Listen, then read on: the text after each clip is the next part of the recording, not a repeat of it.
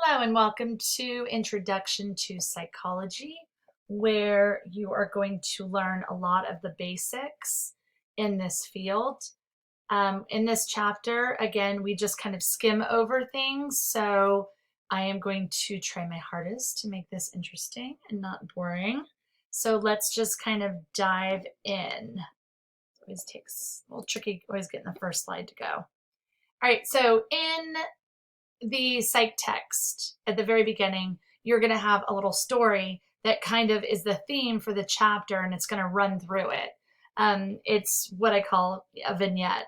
So this is going to be the vignette for this. So I'm not going to go into this, but it's for you if you want to read into this further. But this is the little introduction of an adventure gone wrong. So we're going to skip past that and just kind of go into what is psychology. So the technical term is the scientific study of behavior and mental processes. It used to be just behaviors, but then, as psychology evolved, we learned that there's more to this field than just observable behaviors. There's a lot of things that go on internally that you can't see. So what do psychologists do?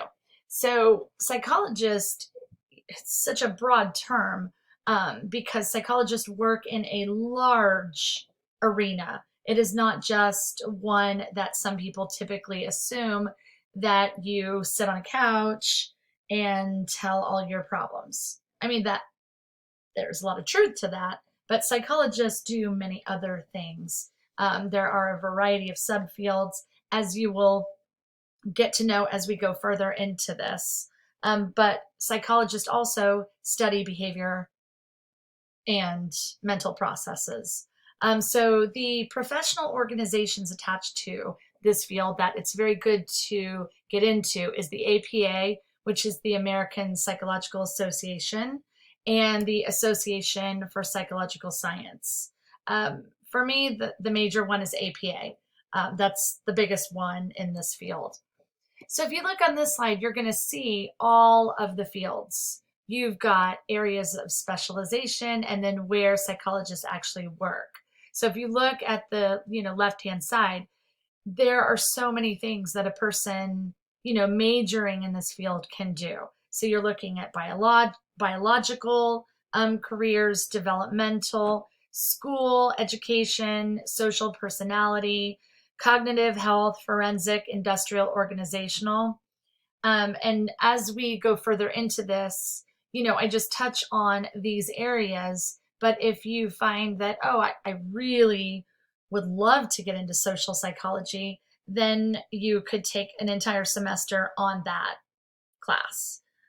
So sorry if my camera's freezing up. I don't know why it's doing it. And then where do psychologists work? They work everywhere. So you've got business and government sector, you've got outpatient nursing care, school, hospitals. Most you'll see the bulk, a lot of it is independent practice, and then higher education. And then a lot of psychologists work in the K through 12, working in a school setting. All right, so you look at what it is. You've got basic and applied research. This is kind of the two areas where psychologists kind of work. So the goal of basic research is gathering knowledge just because. And in basic research, psychologists just build on the research that's already out there. And then, so an example that the textbook uses is sensory abilities. So just kind of taking that area and then what we know from that, expanding on that, and just keep adding to the research and the literature. And then you have applied research. The goal of that is to change behaviors and outcomes. So looking at behaviors and then kind of figuring out how can we change that behavior to make, the situation better. This often leads to real world applications. An example that the text uses is interventions for children with autism. Autism is one of those areas that we are, seeing research, consistent growth in this area. So psychologists differentiate between qualitative and quantitative. You'll learn about that in this class. Qualitative is anything that requires, speaking, insight, talking about things, things that kind of go outside the box, where quantitative, you're always going to deal in numbers. Quantitative is numbers versus, it's just very black and white. It's yes or no. It's anything that uses scales. Whereas qualitative, you're getting a lot of in-depth, rich knowledge. And as we go further, you will see that. Okay, so in class, you would be doing collaborating and reporting. So this is where you would, we would take a break and I would have you do something. But because this is an online format, we are skipping right through this. But in the still PowerPoint, you can kind of look over this and then compare it with what's in the book. So the major things that you want to know in psychology are, what are the goals? So the goals are, you have 4 goals that you need to know. And those are the kind of overarching things in psychology. So you want to be able to describe, explain, predict, and control behavior. All right, so we're going to skip over this because this, again, is something that you can just look into in the book if you have it. All right, so have you fallen for any of these myths? Blowing off steam or expressing anger is good for you. That's a myth. The reality is unleashing anger actually may make you more aggressive, and there's a lot of research on that. I love this one. Most older people live sad and solitary lives. Actually, that could not be further from the truth. As you age, you become happier. If you're already happy, then this just enhances, because when you get older, you become wiser and you can take your experience and you can give that to younger people. So that is a huge myth. If you were, sad and distant when you were younger, then that's very indicative when you're older. But no, older people don't just wake up one day and say, oh, I'm old, I'm going to be just miserable. No, chances are that was a pattern of behavior from, younger years. Punishment is a great way to change behavior in the long term. Absolutely not. Actually, it leads to results that are not good, that could lead to worse behavior. And again, we're not going to go into that now because we will go into punishment down into the chapter. Eating comfort foods makes you feel happier. No, and we'll talk about that. Again, listening to Mozart and other classical music will make an infant smarter. There's no evidence. I think it is still a great idea, have some calming effects. There is some research into this, but there really is just no hard evidence. And then learning styles. Yes, it is true that some people are visual learners, some people are auditory learners, but what we have found is that we need many things to help us learn. There's just not one way of learning, but there might be multiple styles that we need to help enhance our learning. All right, so again, this bystander effect, we will go into the story of Kitty Genovese. So I'm going to skip that one for now. A lot of people think psychology is just common sense. It's, oh yeah, I know that. Or it's mind reading or something like that. And again, in this class, you're going to learn all of the kind of myths and realities of this field. So there's a term called hindsight bias, which means, oh, yes, I knew that. I knew it all along. So in retrospect, psychological findings may seem logical. We do fall into this hindsight bias. And the question to kind of think about when you're trying to explain things that happen and why they happen is answer that question to yourself that's underlined. When have you experienced hindsight bias in your own life? Because there's many times when I look back and I'm like, oh yeah, I knew that. Duh. It's just kind of that kind of that aha reality. So psychology is a science. It took many years to be a respected field, but it is. And the kind of just overall definition is a systematic approach to gathering knowledge through careful observation and experimentation. Psychologists aim at observing behaviors and experimenting and finding new ways to analyze data and come up with new methods of treatment and gathering information to enhance the field to make things better, because we're constantly evolving. We're constantly trying to figure out new ways to help people with drug treatments, with psychological treatments. So psychologist is a very evolving science. If you're getting into this field, it is important to be a critical thinker. You have to constantly be weighing and evaluating things like, okay, does this work? Does this not work? How can I make this better? Is this going to help somebody? Is this going to help the field? So being a critical thinker is what's the word I'm looking for? It's kind of a prerequisite to this field. You have to be open-minded, because people are going to constantly find other ways that they adopt versus what you adopt. And again, you have to understand, is this objective or is this subjective? So objectivity is being able to kind of just look outside and assess the situation, because subjectivity can lead to bias. And again, all these little things I'm talking about will go into detail. And then distinguish between real science and pseudoscience. And again, we will get into pseudoscience and real science. All right, so elements of what we do as critical thinkers. We are skeptical, not paranoid, but we're skeptical. Is this reality? Is this evidence credible? Is there support for whatever, literature I'm reading? Or is this just some kind of pop psychology that was in a magazine? You have to think deeply. So what is meant by opposites? Are we referring to people with dissimilar personalities, interest, ethnic backgrounds, educational levels, and socioeconomic statuses? So you have to think about thinking. And again, that's something we will go into. You have to draw on existing knowledge. You have to ask questions consistently. You have to consider other options, things that you learn from other people.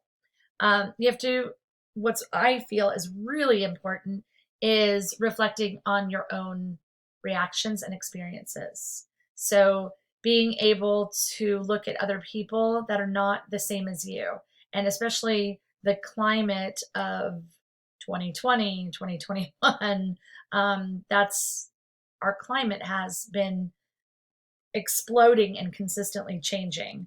And you have to tolerate uncertainty. People fluctuate. We have to respect each other's differences, and which leads to keeping an open mind. And we will talk about the opposites attract theory later when we get into talking about relationships. All right, so pseudoscience versus true science. Here is something: Cancer horoscope for the day. The soccer team had discovered unexpected meetings take place this evening. So pseudoscience are things like astrology, horoscopes. That is not a pure science. And so when you think about psychology versus pseudoscience, this is a pure science. This is rooted in research and evidence-based practices versus pseudopsychology, where you can't really explain things or behaviors, and there's no true science that supports that. And, horoscopes are one of those. All right, so now we're going to get into the kind of roots of psychology and where it began. So ancient medieval scholars, Plato is kind of the first go-to. Um, Truth and knowledge exist in the soul before birth. Nature contributes to the human capacity for cognition. So Plato kind of, started this. And then we have Aristotle who came behind that. And he thought of, okay, our reality is through how we perceive things. We perceive things through our senses, and that is what is called empiricism. And then Aristotle paved the way for the method that was known to be the empirical method, which looks at observing, observable behavior so that you can actually measure and collect data. But then, of course, that led into other, schools of thought, which we will get all the way to the here and now.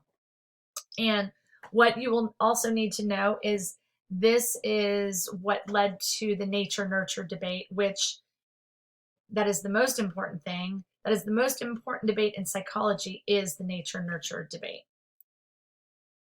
All right, so you move into more roots of psychology that I'm not going to get into, because if you're truly, interested in this field, which it is really cool to actually delve in deeper, then you will take an entire semester on the history of psychology. All right, so we will go into kind of how psych was born. This is something you want to know. And the kind of first person is Wilhelm Wundt. So I know it's with a W, but it's German, so it's pronounced Wilhelm Wundt. He founded the first psych laboratory at the University of Leipzig in Germany, and he is considered the father of psychology. So ding, ding, ding, know that. And he used the technique of introspection, or what that means is examining your own conscious activities. And this little contraption over here to the right is something that he invented.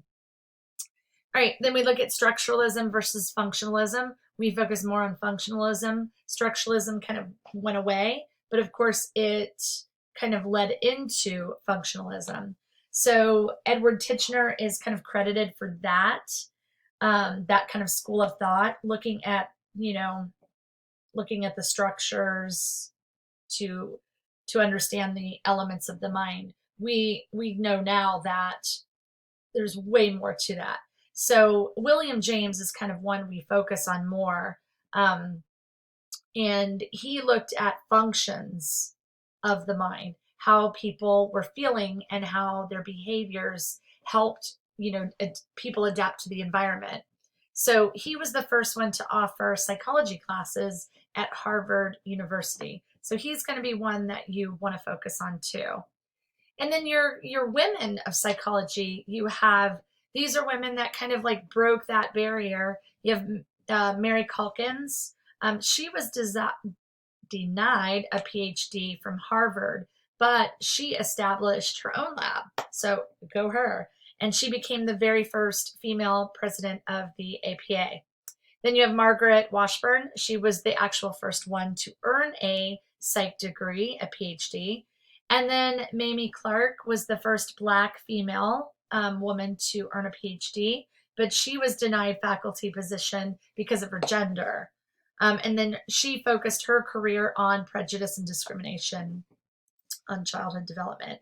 And then you got my old boy Freud. Oh, you will be hearing me talk about him because I am, as crazy as this man was, I am a huge Freud fan. And he is the father of psychoanalysis. And he came up with the psychoanalytic behavior on personality. He believed that personality development was really influenced in early life through interactions through caregivers. And he developed psychoanalysis, which is couch therapy.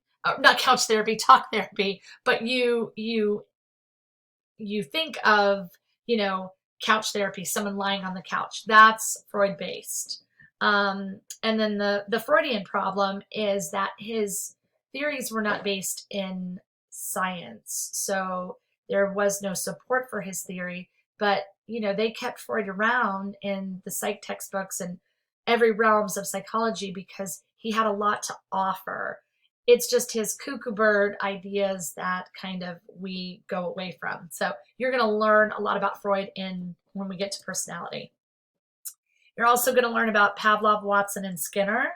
Pavlov, the salivating dogs, classical conditioning. Watson, you're going to learn about the little Albert experiment.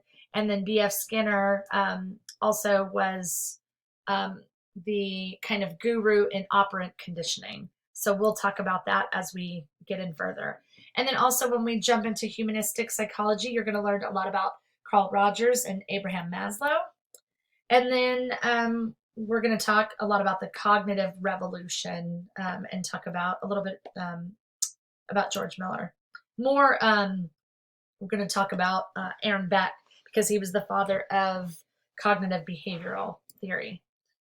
All right, so kind of moving right along. These are the perspectives in psychology we're going to go over, and you can kind of just look at the still PowerPoint and go into this because you're going to need to know the different perspectives and what their main ideas are, and then kind of the questions that go with them.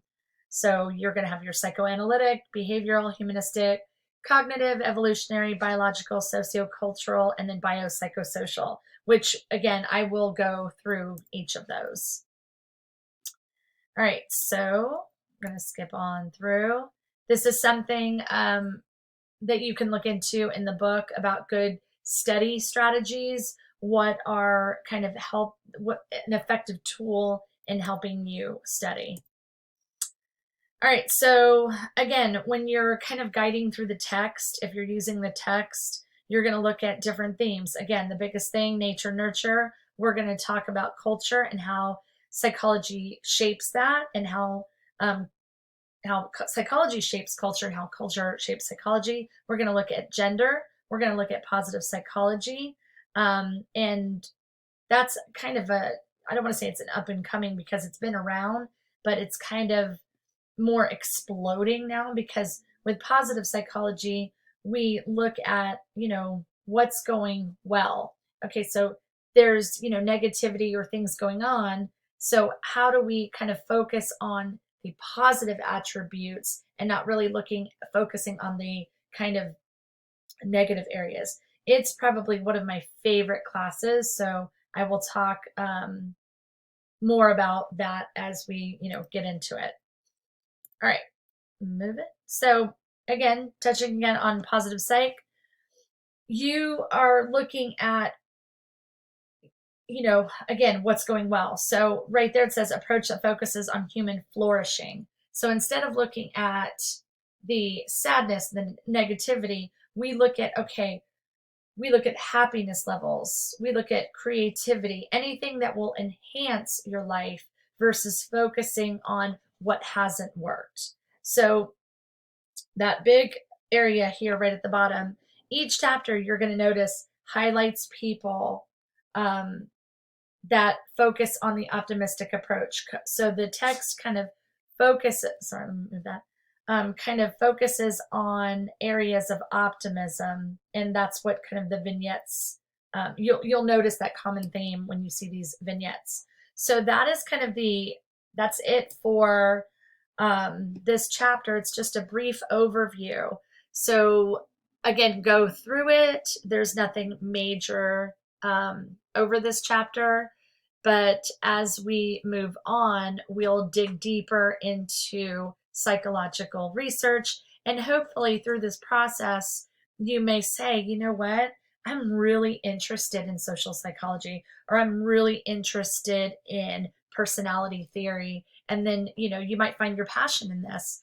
The goal of this class is to get you kind of open for the idea of maybe pursuing a degree in this field and teaching you about the myths of this. So hopefully throughout this course, you will learn something. But I can tell you one thing. This class is a very good segue into thinking about what you want to do for your college career. And no matter what, taking a class in psychology will only help you understand other people and understand yourself. So whether you want to choose, you know, a career in therapy, or if you're going to be an engineer, or if you're going to um, be in sales, or just working with people or by yourself, you're going to find that no matter what you do in this life, everything relates to psychology. So that's kind of like my little blurb on Psych is great. It is a great class. It's a great field, and I hope that you really gain a thirst for this. So with that said, I will see you on chapter 2. So peace out.